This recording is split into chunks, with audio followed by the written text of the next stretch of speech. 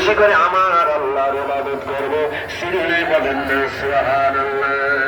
2 নম্বর আরেকদিন হযরত আবু বকর কাঁদতে কাঁদতে নবীজির কাছে চলে গেলেন। আল্লাহ নবী ডাকতে বলেন, আবু বকর আজকে আবার কি হয়েছে?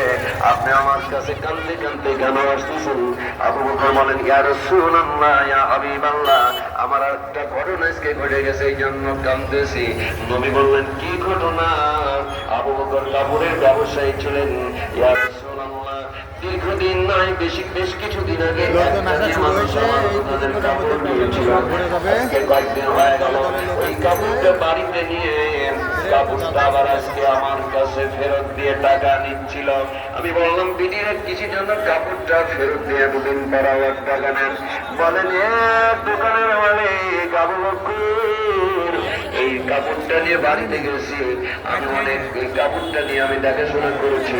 কাপড়ের উপরে আমি গবেষণা করে খুলে খুলে দেখলাম কাপড়ের এক জায়গায় একটু ডিফেক্ট আছে। এই জন্য কাপড়টা ডিফেক্ট কাপড় আমি নিব না। এই কাপড়টা ফেরত নিয়ে আপনি আমার টাকা ফেরত দেন। ইয়া রাসূলুল্লাহ, এই ঘটনার জন্য আমি কাঁদতেছি বলে